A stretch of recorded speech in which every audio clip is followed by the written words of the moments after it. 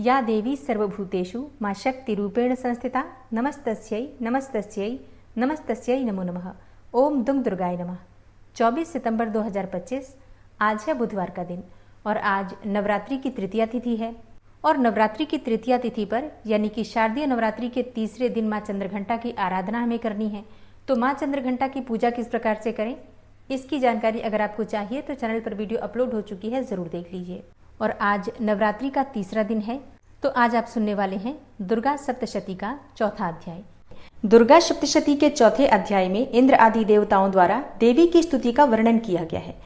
चौथे अध्याय में ऋषि कहते हैं, अत्यंत पराक्रमी दुरात्मा महिषासुर तथा उसके दैत्य सेना के देवी के हाथ से मारे जाने पर इंद्र आदि देवता प्रणाम के लिए गर्दन तथा कंधे झुकाकर उन भगवती दुर्गा का उत्तम वचनों द्वारा स्तवन करने लगे।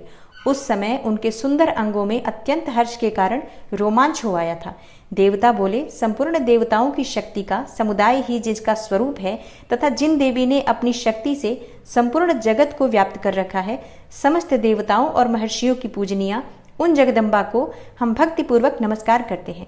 वे हम लोगों का कल्याण करें, जिनके अनुपम प्रभाव और बल का वर्णन करने में भगवान शेषनाग, ब्रह्मा जी तथा महादेव जी भी समर्थ नहीं हैं।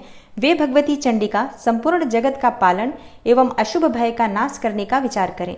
जो पुण्यात्माओं के घरों में स्वयं ही लक्ष्मी रूप से, पापियों के यहाँ दरिद्रता रूप से, शुद्ध अंतःकरण वाले पुरुषों के हृदय में बुद्धि रूप से, सत्पुरुषों में श्रद्धा रूप से तथा कुलीन मनुष्यों में लज्जा रूप से निवास करती हैं, उन आप भगवती दुर्गा को हम नमस्कार करते हैं। हे देवी, आप संपूर्ण विश्व का पालन कीजिए। हे देवी, आपके इस अचिंत्य रूप का, असुरों का नाश करने वाले भारी पराक्रम का तथा समस्त देवताओं और दैत्यों के समक्ष युद्ध में प्रकट किए हुए आपके अद्भुत चरित्रों का हम किस प्रकार वर्णन करें। आप संपूर्ण जगत की उत्पत्ति में कारण हैं। आप में सत्वगुण, रजोगुण और तमोगुण, ये तीनों गुण मौजूद है, तो भी दोषों के साथ आपका संसर्ग नहीं जान पड़ता। भगवान विष्णु और महादेव जी आदि देवता भी आपका पार नहीं पाते। आप ही सबका आश्रय हैं। यह समस्त जगत आपका अंशभूत है, क्योंकि आप सबकी आदिभूता, अव्याकृता, पराप्रकृति हैं। हे देवी, संपूर्ण यज्ञों में जिसके उच्चारण से सब देवता तृप्ति लाभ करते हैं, वह स्वाहा आप ही हैं। इसके अतिरिक्त आप पितरों की भी तृप्ति का कारण हैं, अतएव सब लोग आपको स्वधा भी कहते हैं। हे देवी, जो मोक्ष की प्राप्ति का साधन है, अचिंत्य महाव्रत स्वरूपा है, समस्त दोषों से रहित, जितेंद्रिय, तत्व को ही सार वस्तु मानने वाले तथा मोक्ष की अभिलाषा रखने वाले मुनिजन जिनका अभ्यास करते हैं, वह भगवती पराविद्या आप ही हैं। आप ही शब्द स्वरूपा हैं। अत्यंत निर्मल ऋग्वेद, यजुर्वेद तथा उद्गीत के मनोहर पदों के पाठ से युक्त सामदेव का भी आधार आप ही हैं। आप देवी, त्रयी, तीनों वेद और भगवती छहों ऐश्वर्यों से युक्त हैं। इस विश्व की उत्पत्ति एवं पालन के लिए आप ही वार्ता, खेती एवं आजीविका के रूप में प्रकट हुई हैं। आप संपूर्ण जगत की घोर पीड़ा का निवास करने वाली हैं। हे देवी, जिससे समस्त शास्त्रों के सार का ज्ञान होता है, वह मेधा शक्ति आप ही हैं। दुर्गम भवसागर से पार उतारने वाली नौका रूप दुर्गा देवी भी आप ही हैं। आपकी कहीं भी आसक्ति नहीं है। कैटभ के शत्रु भगवान विष्णु के वक्षस्थल में एकमात्र निवास करने वाली भगवती लक्ष्मी तथा भगवान चंद्रशेखर द्वारा सम्मानित गौरी देवी भी आप ही हैं। आपका मुख मंद मुस्कान से सुशोभित, निर्मल, पूर्ण चंद्रमा के बिंब का अनुकरण करने वाला और उत्तम सुवर्ण की मनोहर कांति से कमनीय है। तो भी उसे देखकर महिषासुर को क्रोध हुआ और सहसा उसने उन पर प्रहार कर दिया। यह बड़े आश्चर्य की बात है। हे देवी, वही मुख जब क्रोध से युक्त होने पर उदय काल के चंद्रमा की भांति लाल और तनी हुई भौहें होने के कारण विकराल हो उठा, तब उसे देखकर जो महिषासुर के प्राण तुरंत नहीं निकल गए, यह उससे भी बढ़कर आश्चर्य की बात है, क्योंकि क्रोध में भरे हुए यमराज को देखकर भला कौन जीवित रह सकता है। हे देवी, आप प्रसन्न हो। परमात्मा स्वरूपा आपके प्रसन्न होने पर जगत का अभ्युदय होता है और क्रोध में भर जाने पर आप तत्काल ही कितने कुलों का सर्वनाश कर डालती हैं। यह बात अभी अनुभव में आई है, क्योंकि महिषासुर की यह विशाल सेना क्षण भर में आपके कोप से नष्ट हो गई। सदा अभ्युदय करने वाली आप जिन पर प्रसन्न होती हैं, वे ही देश में सम्मानित हैं। उन्हीं को धन और यश की प्राप्ति होती है। उन्हीं का धर्म कभी शिथिल नहीं होता तथा वे ही अपने हृष्ट पुष्ट स्त्री, पुत्र और भृत्यों के साथ धन्य माने जाते हैं। हे देवी, आपकी ही कृपा से पुण्यात्मा पुरुष प्रतिदिन अत्यंत श्रद्धा पूर्वक सदा सब प्रकार के धर्मानुकूल कर्म करता है और उसके प्रभाव से स्वर्गलोक में जाता है। इसलिए आप तीनों लोकों में निश्चय ही मनोवांछित फल देने वाली हैं। हे माँ दुर्गे, आप स्मरण करने पर सब प्राणियों का भय हर लेती हैं और स्वस्थ पुरुषों द्वारा चिंतन करने पर उन्हें परम कल्याणमयी बुद्धि प्रदान करती हैं। दुख, दरिद्रता और भय हरने वाली हे देवी, आपके सिवा दूसरी कौन है जिसका चित्त सबका उपकार करने के लिए सदा ही दयार्द्र रहता हो। हे देवी, इन राक्षसों के मारने से संसार को सुख मिले तथा ये राक्षस चिरकाल तक नरक में रहने के लिए भले ही पाप करते रहे हों, इस समय संग्राम में मृत्यु को प्राप्त होकर स्वर्गलोक में जाएं।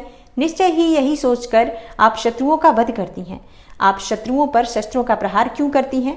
समस्त असुरों को दृष्टिपात मात्र से ही भस्म क्यों नहीं कर देती? इसमें एक रहस्य है। ये शत्रु भी हमारे शस्त्रों से पवित्र होकर उत्तम लोकों में जाएं।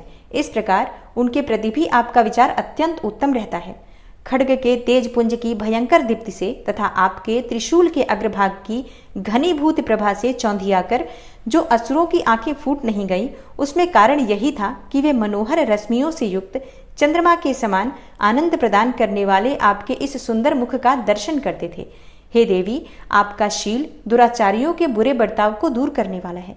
साथ ही यह रूप ऐसा है जो कभी चिंतन में भी नहीं आ सकता और जिसकी कभी दूसरों से तुलना भी नहीं हो सकती, तथा आपका बल और पराक्रम तो उन दैत्यों का भी नाश करने वाला है जो कभी देवताओं के पराक्रम को भी नष्ट कर चुके थे। इस प्रकार आपने शत्रुओं पर भी अपनी दया ही प्रकट की है।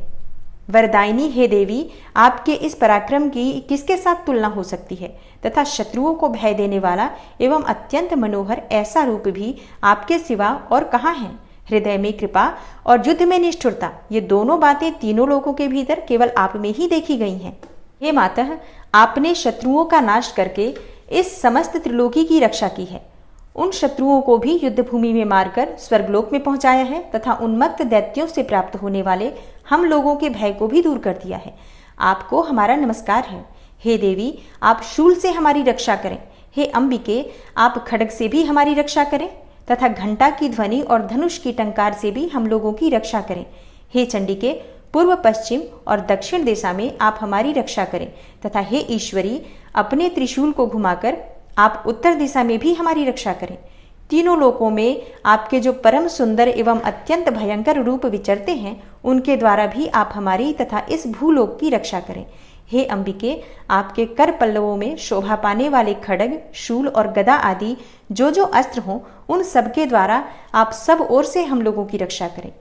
तब ऋषि कहते हैं, इस प्रकार जब देवताओं ने जगन्माता दुर्गा की स्तुति की और नंदनवन के दिव्य पुष्पों एवं गंध चंदन आदि के द्वारा उनका पूजन किया, फिर सबने मिलकर जब भक्तिपूर्वक दिव्य धूपों की सुगंध निवेदन की, तब देवी ने प्रसन्न वदन होकर प्रणाम करते हुए सब देवताओं से कहा। देवी बोली, देवताओं, तुम सब लोग मुझसे जिस वस्तु की अभिलाषा रखते हो उसे मांगो। देवता बोले, भगवती ने हमारी सब इच्छा पूर्ण कर दी है, अब कुछ भी बाकी नहीं है, क्योंकि हमारा यह शत्रु महिषासुर मारा गया।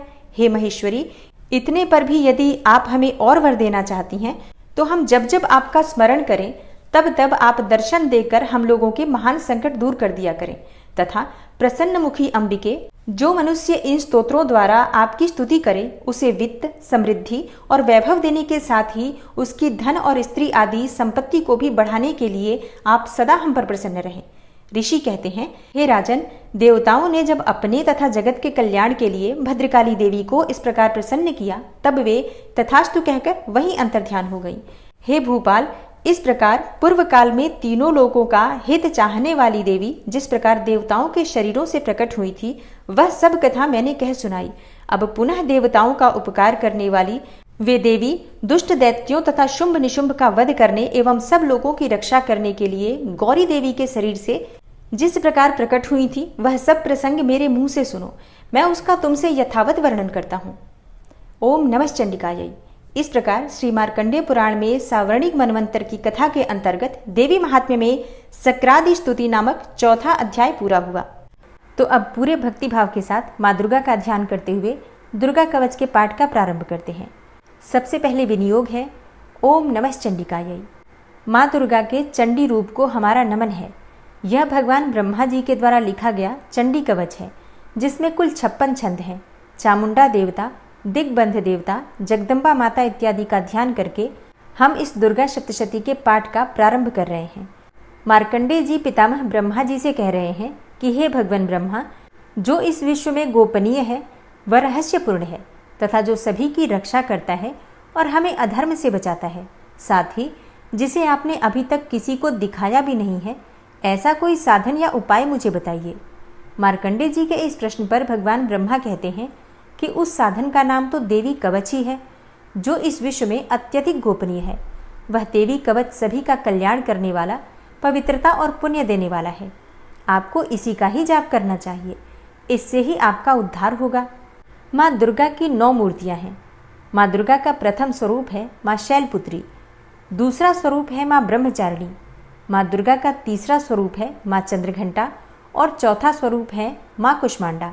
उनका 5वां रूप स्कंद माता का है और छठा रूप माँ कात्यायनी है। 7वां स्वरूप है माँ कालरात्रि का और 8वां स्वरूप माँ महागौरी के नाम से प्रसिद्ध है। माँ दुर्गा का 9वां रूप है माँ सिद्धिदात्री। यही नव दुर्गा के रूप हैं जिसे भगवान ब्रह्मा के द्वारा वेदों के माध्यम से बताया गया है। जो मनुष्य अग्नि में जल रहा हो, सभी ओर से शत्रुओं से घिर गया हो, विपरीत परिस्थितियों का सामना कर रहा हो और उस समय यदि वह माँ दुर्गा की शरण में जाता है तो उसका कभी भी बुरा नहीं हो सकता है। अर्थात माँ दुर्गा का ध्यान किए जाने पर माँ दुर्गा उसकी हर परिस्थिति में सहायता करती हैं। यदि युद्ध का समय हो और मनुष्य संकटों में घिरा हुआ हो तो भी माँ दुर्गा के प्रभाव से उसका कुछ भी बुरा नहीं होता है। माँ दुर्गा उसके दुख, पीड़ा, भय इत्यादि का नाश कर देती हैं। जो भी भक्तगण माँ दुर्गा की भक्ति करता है, माँ दुर्गा अवश्य ही उन्हें अभय दान देती हैं। जो कोई भी देवी दुर्गा का ध्यान करता है, माँ दुर्गा उसकी हर प्रकार से रक्षा करती हैं और इस बात में कोई भी संशय नहीं है। चामुंडा माता का वाहन प्रेत है और वे उस पर सवारी करती हैं। वाराही माता का वाहन भैंसा है। ऐन्द्री माता का वाहन हाथी है तो वही वैष्णवी माता का वाहन गरुड़ है। भगवान शिव की पत्नी व सभी की ईश्वरी माँ पार्वती का वाहन वृषभ है। कुमारी माता का वाहन मोर है। लक्ष्मी माता कमल के आसन पर विराजमान है और उन्होंने अपने हाथों में भी कमल लिया हुआ है। वे भगवान विष्णु को अत्यधिक प्रिय हैं। वृषभ पर बैठी हुई माँ पार्वती का रंग सफ़ेद है।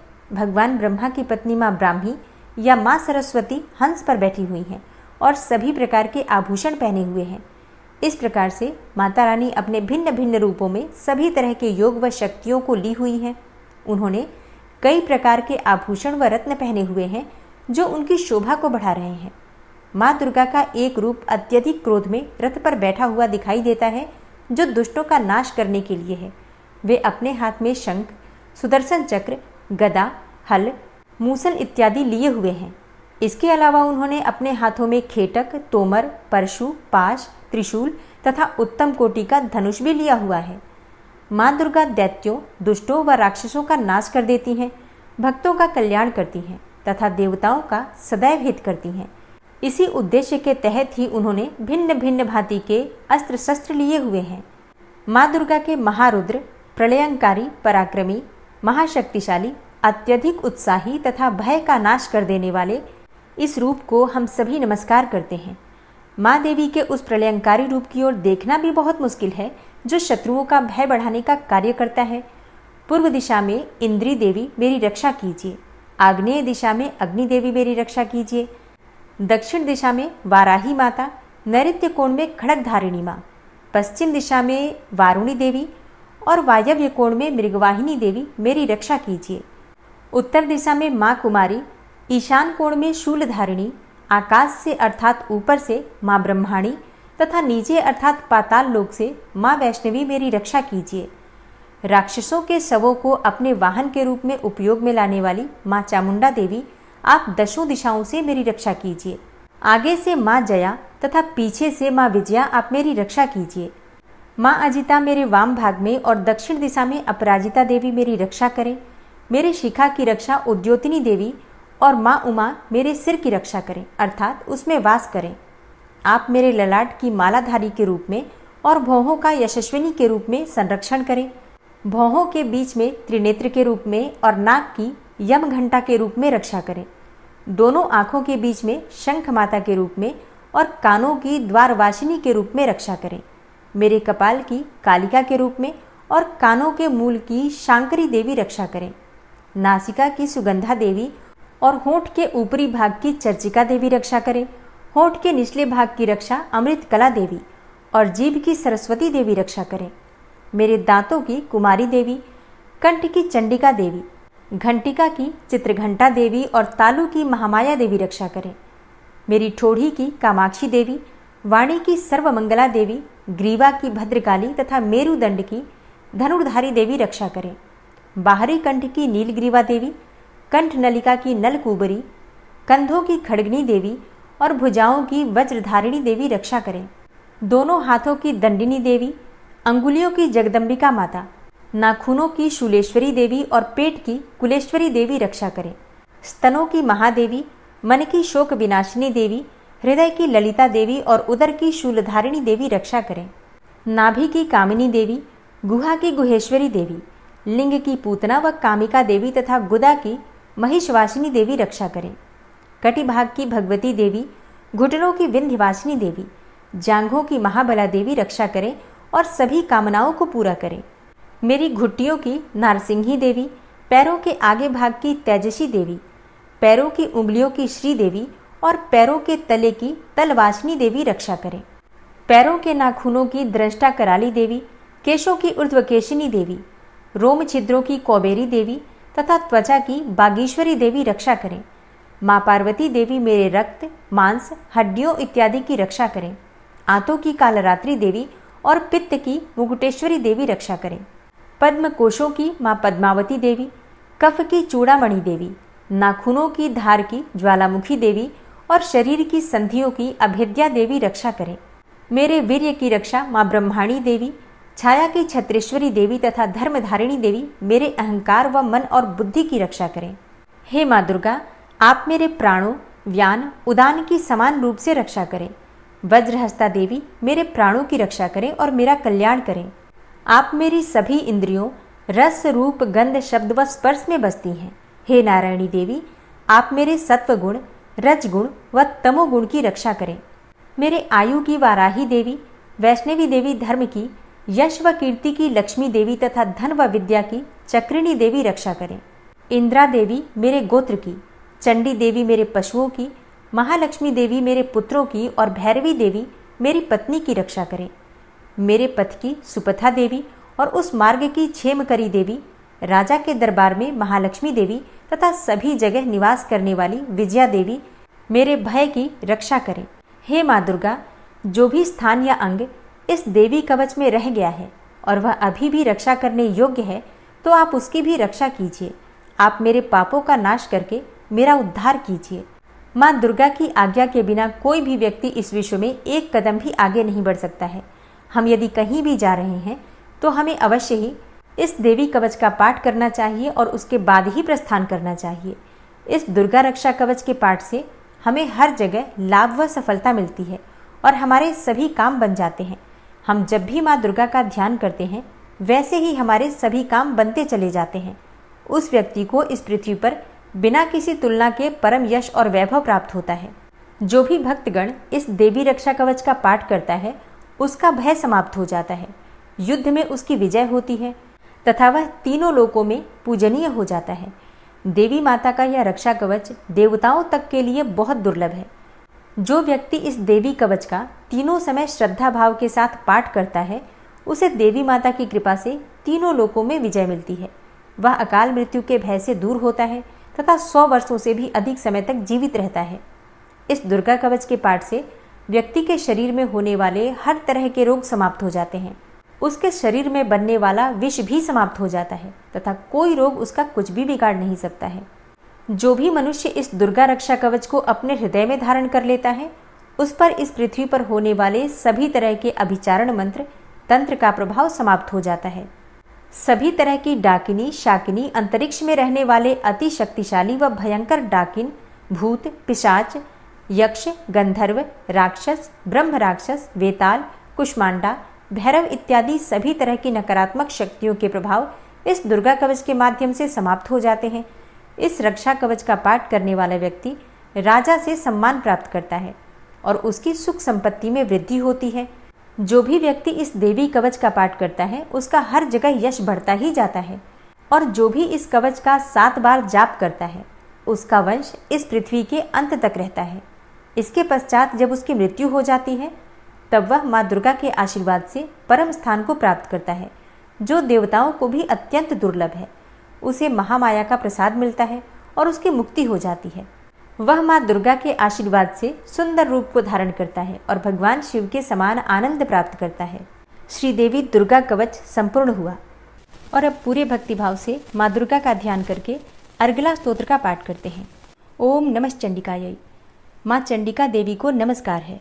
मार्कंडेय ऋषि जी कहते हैं, जयंती अर्थात सबसे उत्कृष्ट एवं विजयशालिनी, मंगला अर्थात अपने भक्तों के जन्म मरण आदि संसार बंधन को दूर करने वाली मोक्षदायिनी मंगलदायी देवी, काली अर्थात प्रलय काल में संपूर्ण सृष्टि को अपना ग्रास बना लेने वाली देवी, भद्रकाली अर्थात अपने भक्तों के लिए ही भद्र अथवा मंगल स्वीकार करने वाली, कपालिनी अर्थात हाथ में कपाल तथा गले में मुंडमाला धारण करने वाली, दुर्गा अर्थात कर्म एवं उपासना स्वरूप दुस्साध्य साधन से प्राप्त होने वाली, क्षमा अर्थात अत्यंत करुणामय स्वभाव होने के कारण अपने भक्तों के सारे अपराध क्षमा करने वाली, शिवा अर्थात सबका कल्याण करने वाली, धात्री अर्थात संपूर्ण प्रपंच को धारण करने वाली, स्वाहा अर्थात स्वाहा रूप से यज्ञ भाग ग्रहण करके देवताओं का पोषण करने वाली, और स्वधा अर्थात स्वधा रूप से श्राद्ध और तर्पण को स्वीकार करके पितरों का पोषण करने वाली। इन नामों से प्रसिद्ध हे जगदम्बिके, तुम्हें मेरा नमस्कार है। हे देवी चामुंडे, तुम्हारी जय हो। संपूर्ण प्राणियों की पीड़ा हरने वाली देवी, तुम्हारी जय हो।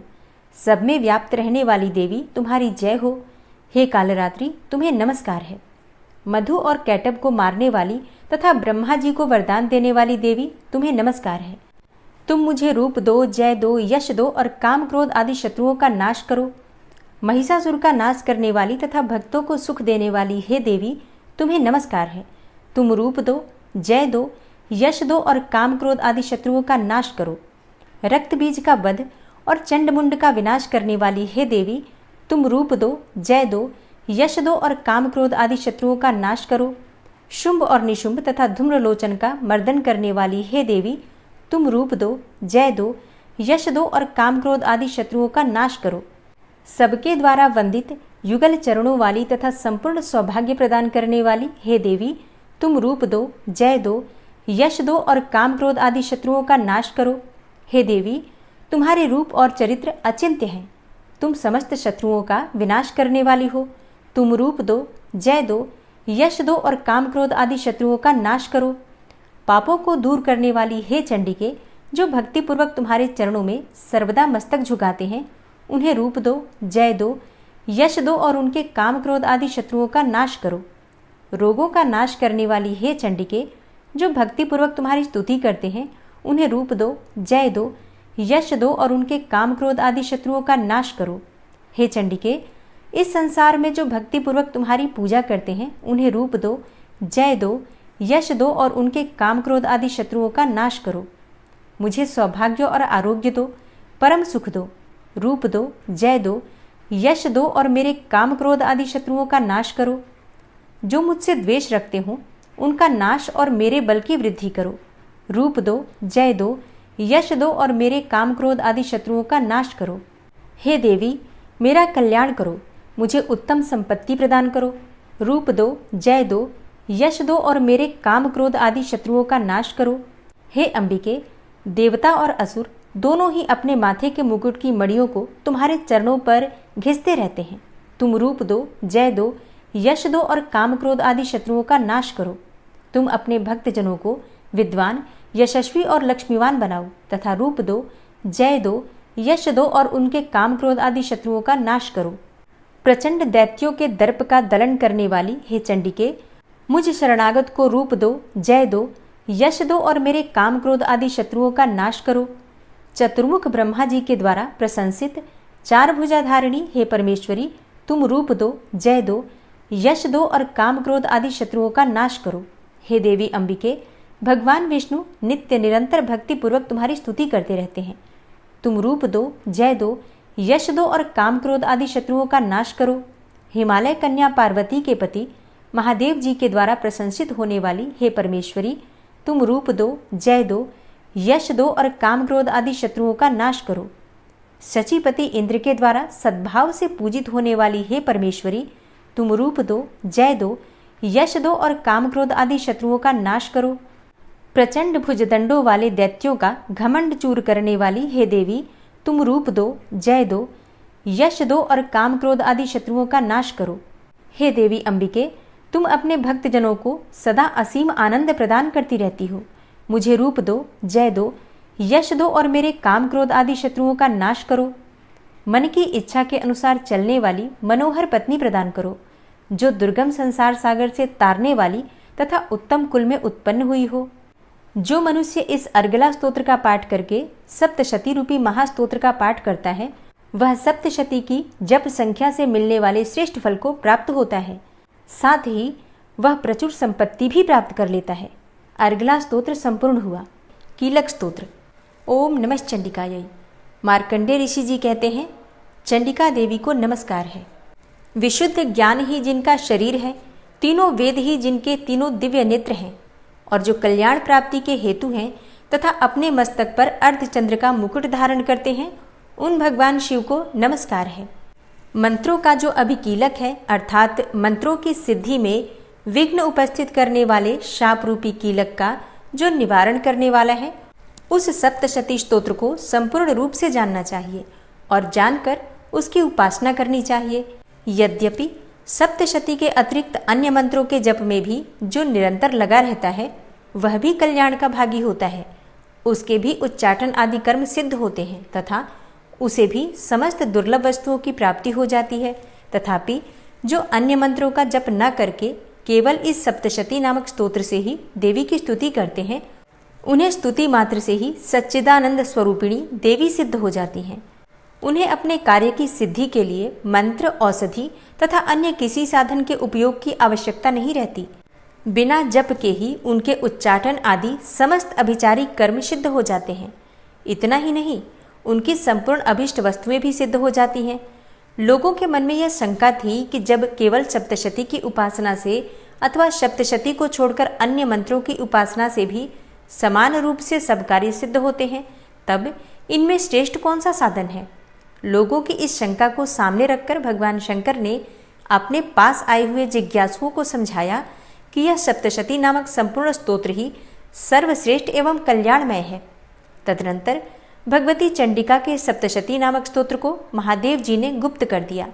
सप्तशती के पाठ से जो पुण्य प्राप्त होता है, उसकी कभी समाप्ति नहीं होती, परंतु अन्य मंत्रों के जप से उत्पन्न पुण्य की समाप्ति हो जाती है। अतः भगवान शिव ने अन्य मंत्रों की अपेक्षा जो सप्तशती की ही श्रेष्ठता का निर्णय किया, उसे यथार्थ ही जानना चाहिए। अन्य मंत्रों का जप करने वाला पुरुष भी यदि सप्तशती के स्तोत्र और जप का अनुष्ठान कर ले, तो वह भी पूर्ण रूप से ही कल्याण का भागी होता है। इसमें तनिक भी संदेह नहीं है। जो साधक कृष्ण पक्ष की चतुर्दशी अथवा अष्टमी को एकाग्रचित्त होकर भगवती की सेवा में अपना सर्वस्व समर्पित कर देता है और फिर उसे प्रसाद रूप से ग्रहण करता है, उसी पर भगवती प्रसन्न होती हैं, अन्यथा उनकी प्रसन्नता नहीं प्राप्त होती।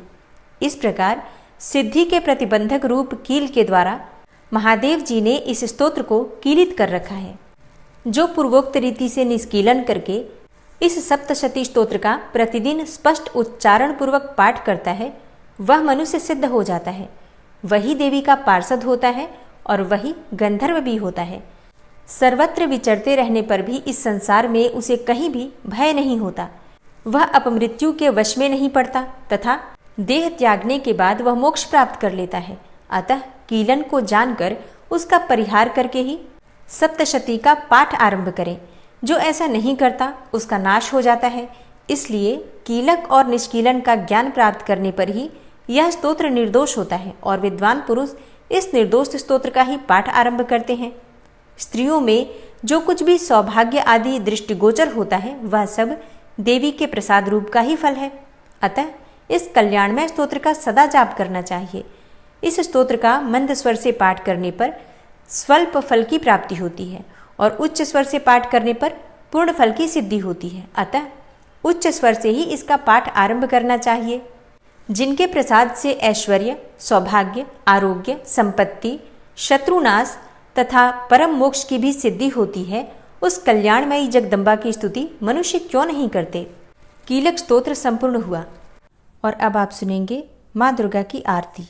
ओम जय अम्बे गौरी मैया, जय श्यामा गौरी मैया जी को निश दिन ध्यावत, तुमको निश दिन ध्यावत, हरि ब्रह्मा शिवरी। ओम जय अम्बे गौरी। मांग सिंदूर बिराजत, टीको मृग मद को, उज्ज्वल से दो नैना, चंद्र बदन नीको। ओम जय अम्बे गौरी। कनक समान कलेवर, रक्तांबर राजे, रक्त पुष्प गले माला, कंठन पर साजे। ओम जय अम्बे गौरी। के हरि वाहन राजत, खड्ग खपर धारी, सुर नर मुनि जन सेवत, तिनके दुख हारी। ओम जय अम्बे गौरी। कानन कुंडल शोभित, नासाग्रे मोती, कोटिक चंद्र दिवाकर, राजत समज्योति। ओम जय अम्बे गौरी। शुंभ निशुंभ विडारे, महिषासुर घाती, धूम्र विलोचन नैना, निशिदिन मदमाती। ओम जय अम्बे गौरी। 64 योगिनी मंगल गावे, नृत्य करत भैरो मैया, नृत्य करत भैरो, बाजत ताल मृदंगा, अरु बाजत डमरू। ओम जय अम्बे गौरी। भुजाचार अति शोभित, खड्ग खपर धारी, मन वांछित फल पावत, सेवत नर नारी। ओम जय अम्बे गौरी। कंचन थाल विराजत, अगर कपूर बाती, श्रीमाल के तुम राजत, कोटि रतन ज्योति। मैया जय अम्बे गौरी। श्री अम्बे जी की आरती, जो कोई नर गावे, कहत शिवानंद स्वामी, भजत हरि हर स्वामी, मनवांछित फल पावे। ओम जय अम्बे गौरी। जय अम्बे गौरी मैया, जय श्यामा गौरी मैया जी को निश दिन ध्यावत, तुमको निश दिन ध्यावत, हरि ब्रह्मा शिवरी। ओम जय अम्बे गौरी। ओम जय अम्बे गौरी मैया, जय श्यामा गौरी। माँ की आरती करने के बाद क्षमा प्रार्थना ज़रूर करनी चाहिए। तो दोनों हाथ जोड़कर माँ से क्षमा प्रार्थना करते हैं। हे परमेश्वरी, मेरे द्वारा दिन रात बहुत से अपराध होते रहते हैं। मुझे अपना दास समझकर मेरे उन अपराधों को आप कृपापूर्वक क्षमा करिए। हे परमेश्वरी, मैं आवाहन करना नहीं जानता, विसर्जन करना भी नहीं जानता तथा पूजा करने का ढंग भी नहीं जानता। हे माँ, मुझे क्षमा करिए। हे देवी सुरेश्वरी, मैंने जो मंत्रहीन अर्थात ना मंत्रों को जानता हूँ, क्रियाहीन अर्थात ना क्रियाओं को जानता हूँ और भक्तिहीन अर्थात ना भक्ति के प्रकार जानता हूँ, तो मैंने जो मंत्रहीन, क्रियाहीन और भक्तिहीन पूजन किया है, वह सब आपकी कृपा से पूरे हों। सैकड़ों अपराध करने के बाद भी जो आपकी शरण में आके जगदम्बा कहकर पुकारता है, उसे वह गति प्राप्त होती है जो ब्रह्मा आदि देवताओं के लिए भी पाना आसान नहीं है। हे जगदम्बिके, मैं अपराधी हूँ, किंतु आपकी शरण में आया हूँ। इस समय दया का पात्र हूँ, आप जैसा चाहें वैसा करें। हे देवी परमेश्वरी, अज्ञानवश, भूल से या बुद्धि भ्रष्ट होने के कारण मैंने जो भी न्यूनता या अधिकता कर दी हो वह सब क्षमा करें और प्रसन्न हो। हे सच्चिदानंद स्वरूपा परमेश्वरी, जगन माता कामेश्वरी, आप प्रेम पूर्वक मेरी यह पूजा स्वीकार करें और मुझ पर प्रसन्न रहें। हे देवी सुरेश्वरी, आप गोपनीय से भी गोपनीय वस्तु की रक्षा करने वाली हैं। मेरे निवेदन किए हुए इस जप को ग्रहण करिए। आपकी कृपा से मुझे सिद्धि की प्राप्ति हो। इस प्रकार क्षमा प्रार्थना मंत्र के पाठ से दुर्गा माता आपके जाने अनजाने में हुए सारे अपराधों को क्षमा करेंगी और उनकी कृपा सदैव आपके ऊपर बनी रहेगी।